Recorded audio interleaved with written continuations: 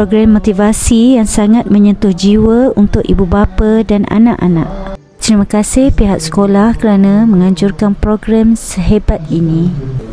Aktiviti anak untuk menyiapkan hadiah untuk ibu bapa. Princess yang kebetulan datang pun tak lepaskan peluang untuk join sekali.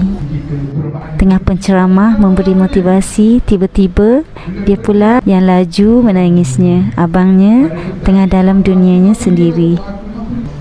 Alhamdulillah, dapatlah juga Princess merasai program motivasi. Semoga anak-anak ibu ini menjadi anak yang soleh dan solehah, yang menyejuk pandangan mata dan menyejukkan hati.